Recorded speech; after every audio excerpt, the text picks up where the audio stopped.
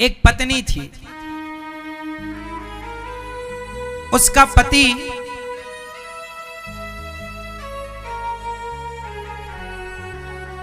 बहुत अच्छा नहीं था, पराई औरतों को देखता रहता था।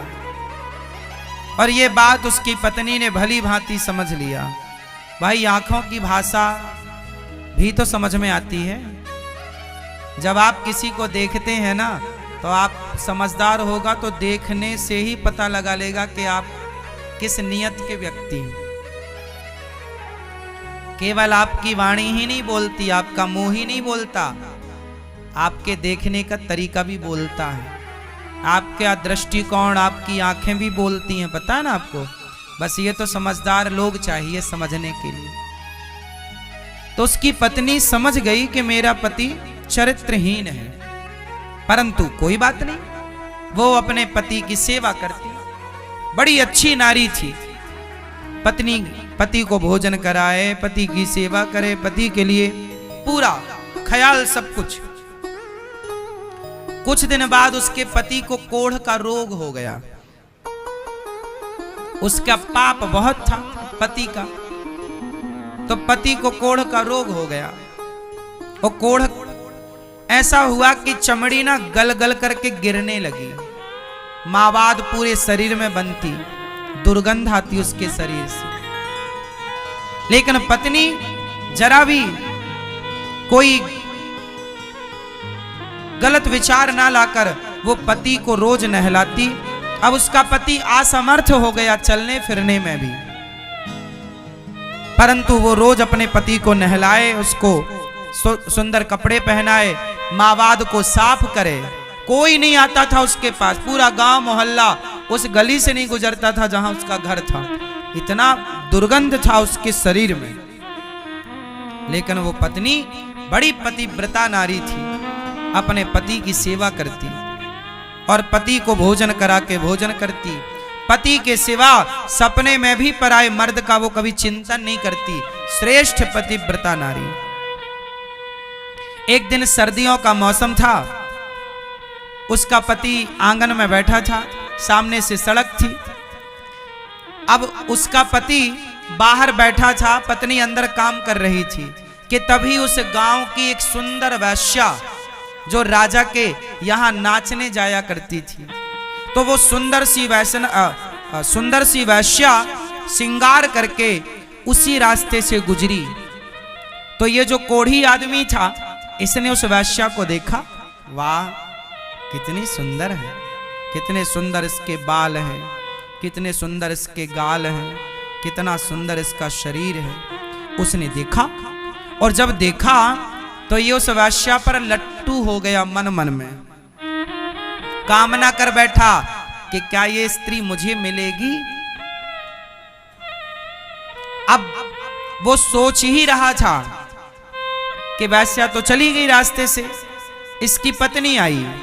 पत्नी ने देखा कि इसके मन में कुछ चल रहा था, तो पत्नी ने समझ लिया कुछ है।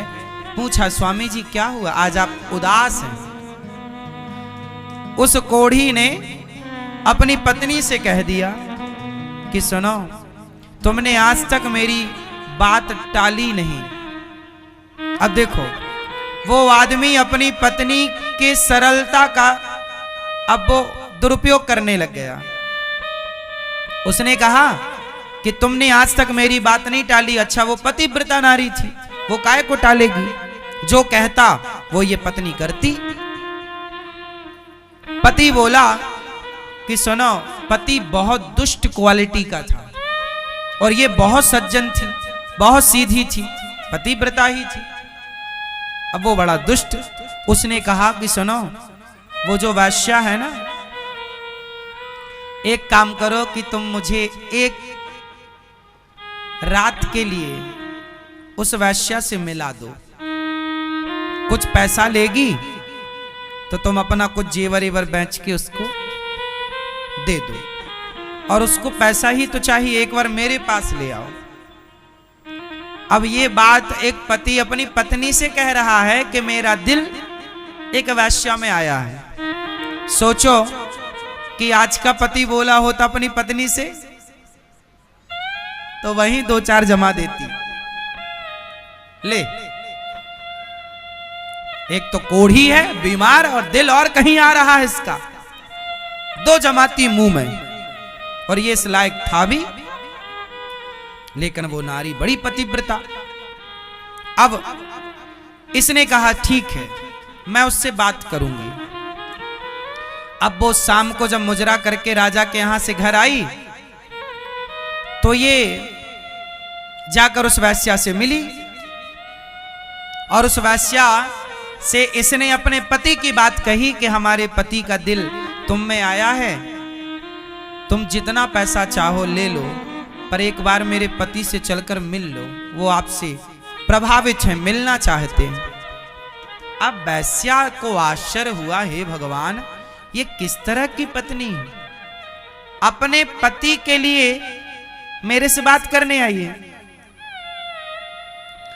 उस वैश्या ने कहा बहन मैं हाथ जोड़ती हूं, तुम्हारे पति को कोढ़ का रोग है, बहुत दुर्गंध आती है उसके शरीर से, मैं तो रास्ते से निकलती हूं तो नाक पकड़ के निकलती हूं, मैं क्षमा करो बहन, मैं तुम कितना भी पैसा दोगी मैं तुम्हारे पति के पास नहीं जाऊंगी। चूंकि वो तो वैश्या ही थी, पैसा लेकर किसी के भी पास जा सकती थी, पर इसके पति में कोढ़ था, रोग था, बदबू थी, नहीं वो मना कर दिया, बोले मावाद निकलती है, मैंने सुना है, मैं नहीं जाऊंगी, तुम पैसा कितना भी दो मैं नहीं जाऊंगी। अब ये पत्नी बोली बहन मेरे पति की आज्ञा है, उसने साफ मना कर दिया वैश्या ने। अब ये लौट कर आई तो पति ने पूछा क्या कहा, उसने बता दिया कि उसने मना कर दिया, बोले नहीं, तो उसके पति ने फिर कहा नहीं तुम चाहोगी तो वो आ जाएगी, एक बार तुम कोशिश करो, मेरी आज्ञा है कि तुम उसे लेकर आओ। अब लो, अब ये पति की आज्ञा हो गई कि तुम लाओ, एक वैश्या को लाओ।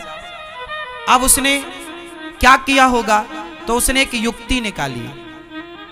अब वो पतिव्रता जो नारी थी वो रोज सवेरे 4 बजे उस वैश्या के घर जाती, उसके घर में झाड़ू लगाती, पोंछा लगाती, उस वैश्या का बर्तन जो जूठा था वो साफ कर देती। वैश्या रोज देखती कि मेरे घर में झाड़ू पोंछा कौन कर रहा है। ऐसे करते करते 1 हफ्ता बीत गया, ये रोज जाती। एक दिन वैश्या ने पकड़ लिया कि ये देवी आप तो बड़ी पतिव्रता नारी हो, मुझे पापनी के घर में झाड़ू पोंछा क्यों कर रही हो। उस पतिव्रता नारी ने कहा उस वैश्या से बहन मेरे पति का दिल तुम में आया है, एक बार मेरे पति से मिल लो, तुम जो चाहोगी मैं दूंगी, जो पैसा चाहोगी मैं दूंगी। अब की बार उस पतिव्रता नारी की बात वो वैश्या टाल ना पाई और बोली अच्छा ठीक है, पर मैं नहीं आऊंगी तुम्हारे घर, तुम अपने पति से बोलना कि आज रात को 8 बजे वो मेरे घर आ जाए। ठीक है। अब ये पतिव्रता नारी फिर दौड़ी दौड़ी पति से बोली, पति के पास। पति बोला क्या हुआ, बोले आज आपको 8 बजे बुलाया है, चले जाना। अब देखो ये काम बना के आ गई, एक नारी अपने पति का काम बना के आ गई। पति कोढ़ी था, अच्छे से उठ बैठ नहीं पाता था, पर आज बढ़िया परफ्यूम डाल रहा है, साफ सुथरे कपड़े पहन रहा है, कोढ़ी आदमी। पर जैसे ही उसने अपना शाम को द्वार से बाहर पांव रखा कि उसकी शक्ति गवाह देने लगी, वो चलने में असमर्थ था। अब वो अकेला कैसे जाए। तो पत्नी से बोला कि सुनो आओ, हम तुम्हारे कंधे पे हाथ रखेंगे, तुम हमें ले चलो। अब सोचिए एक पत्नी के कंधे में हाथ रखकर उसका पति वैश्या के घर जा रहा है और पत्नी भी जा रही है कि मेरे पति की इच्छा है तो मैं पूरी कराऊंगी।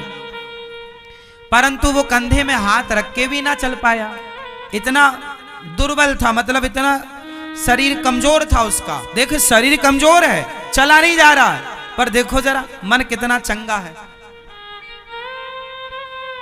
अब वो रोने लगा, बोले अब मैं कैसे जाऊं, मेरे चले नहीं जा रहा। पति को रोता देख पत्नी बोली अच्छा एक काम करो, आप मेरे कंधे पे बैठ जाओ। अब देखो पत्नी बैठ गई नीचे और पति को बिठाया कंधे पे बिठाया, तो उसके दोनों पांव उसकी पत्नी के सामने आए। अब उसने पांव पकड़ लिया अपने पति के और कंधे पे बिठा करके, और पत्नी जा रही है जंगल के रास्ते, गांव के अंदर से जाएगी। लोग पूछेंगे कि पति को कंधे में बिठाकर कहां जा रही हो, लोग पूछेंगे तो कैसे बताएंगे कि वैश्या के घर जा रहे हैं, पति की बदनामी होगी। तो वो जंगल के रास्ते से चली। अब उस जंगल में एक दूसरी घटना घट गई। अब यहां पर जरा समझो कि पत्नी के कंधे में कौन बैठा है? पति कोढ़ी पति। अब रास्ते में एक मांडव्य ऋषि का आश्रम था। कौन से ऋषि का?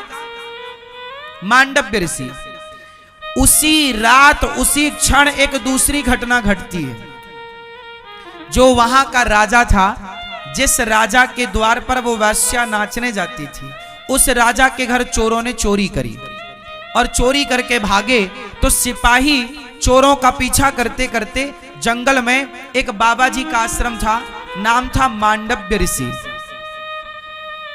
मांडव्य ऋषि के आश्रम में उन चोरों ने राजा का चुराया हुआ धन बाबा की कुटिया में फेंक दिया और चोर वहां से भाग गए।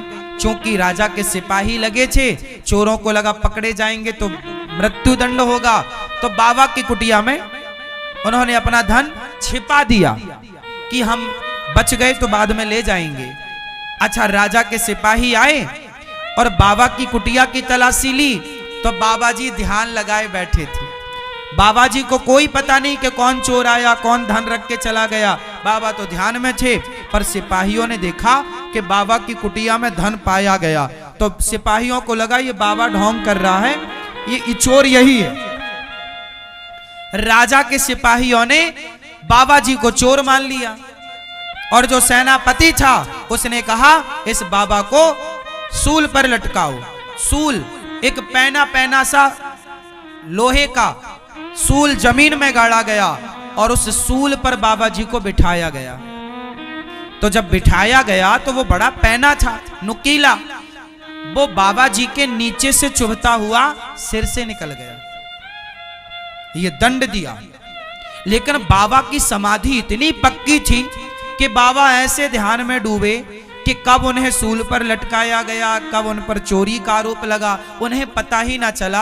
और सारे सिपाही लोग जो थे उनको लगा राम राम, ये तो हमने सूल पर लटका दिया, फिर भी बाबा का ध्यान नहीं खुला।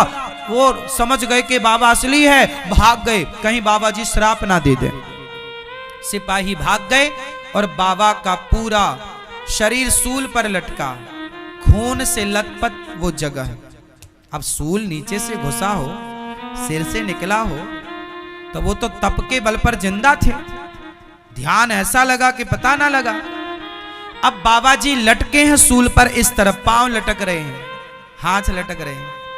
उसी समय ये पत्नी अपने पति को कंधे पर बिठाकर गुजरी, तो उसी बाबा जी की कुटिया के पास से गुजरी जहां पर बाबा जी सूल पर लटके थे। और अमावस्या की रात्रि थी, अमावस्या में कुछ ज्यादा दिखता नहीं है, तो उस स्त्री को बाबा जी नजर ना आए और बाबा जी लटके थे सूल पर और ये अपने पति को लिए थे कंधे पर। तो इसके पति का सिर बाबा जी के पांव से टकरा गया, क्योंकि सूल ऊपर गड़ा था, लटके थे तो पांव बाबा जी के लटक रहे थे ऊपर से। तो इसके पति का सिर और बाबा जी का पांव जब टकराया तो बाबा जी का ध्यान खुल गया, समाधि खुल गई। और जैसी समाधि खुली, संत जी ने श्राप दे दिया, जिसके स्पर्श से मेरी समाधि खुली है, सूर्योदय होते ही वो मर जाएगा। अब लो भैया, बाबा ने जब श्राप दिया तो कोढ़ी रोने लगा। कोढ़ी तो जा रहा था वैश्या के घर, कोढ़ी लगा रोने, हे भगवान अब मैं मर गया, मर गया। बाबा जी सूल पर लटके। पत्नी ने क्षमा मांगी, महाराज ये मेरे पति, मैंने ध्यान नहीं दिया कि आप यहां हैं, अपराध क्षमा करो। बाबा जी ने कहा ना, मेरा श्राप लग गया, मतलब लग गया, सूर्योदय होते ही मर जाएगा। अब पति रोया, अब वो भूल गया वैश्या वैश्या सब, जान बची तो लाखों पाए। अब वो लगा रोने के, हे भगवान मैं तो गया काम से। पर इसकी पत्नी बोली अपने पति से, आप रोइए मत। हे महात्मा जी, यदि आपने मेरे पति को श्राप दिया कि सूर्योदय होते ही मृत्यु हो जाएगी, तो हे सूर्य भगवान, यदि मैं पतिव्रता स्त्री हूं और मैंने अपने पति के मनसा वाचा कर्मणा सेवा करी है और मैंने अपने पति के सिवा पर पुरुष का चिंतन नहीं किया हो, तो हे सूर्य भगवान, जब तक मैं ना कहूं आप सूर्य उदय नहीं होना चाहिए, आप आइए मत। साहब, उसके प्रभाव से हाहाकार मच गया सारी सृष्टि में। सवेरे के 10 बज रहे हैं पर सूर्य का पता नहीं, 24 घंटे हो गए, 48 घंटे हो गए, सूर्य का पता नहीं। हाहाकार मच गया, सूर्य उदय नहीं हो रहा है, क्योंकि एक पतिव्रता नारी ने सूर्य को रोका है। यदि आप आए तो मेरे पातिव्रत धर्म से मैं आपको भस्म कर, सोचिए सूर्य को भस्म करने की ताकत एक पतिव्रता नारी में है। सूर्य भगवान डर गए, नहीं आए। ये कथा पद्म पुराण में लिखी है, आए नहीं। हाहाकार मचा, देवता आए, हे देवी सूर्य भगवान को आने दो। बोले ना, मेरे पति मर जाएंगे। जब देवताओं की बात ना सुनी गई, तब सबसे बड़ी पतिव्रता नारी स्वयं माता अनुसुईया प्रकट हुई। और माता अनुसुईया ने, पतिव्रता नारियों की शिरोमणि माता अनुसुईया है, वो माता अनुसुईया जिन्होंने ब्रह्मा विष्णु महेश को भी अपना पुत्र बना दिया था अपने पातिव्रत धर्म के बल पर। वो आई, कहा बेटी विधि के विधान को तू रोक मत, तू आने दे, मैं तेरे पति को जीवित करूंगी। उसने सूर्य भगवान को आने की इजाजत दी। सूर्य भगवान की पहली किरण पड़ते ही संत के श्राप के कारण उनके पति की मृत्यु, कोढ़ी मर गया। कोढ़ी जब मरा तो माता अनुसुईया ने हाथ में जल लेकर कहा, हे विधाता, यदि मैं सच्ची पतिव्रता हूं तो मेरे पातिव्रत धर्म के बल पर इसका मरा हुआ पति जीवित हो जाए और उसका सारा दोष समाप्त हो जाए। जैसे ही जल छिड़का, उसका कोढ़ का रोग भी ठीक हो गया और जो उसका मन बिगड़ा था, मन भी पवित्र हो गया और उसका पति उठकर बैठ गया। दिव्य विमान आया और उस पत्नी के प्रभाव से दोनों पति पत्नी विमान पर बैठकर भगवान के परम धाम को चले गए।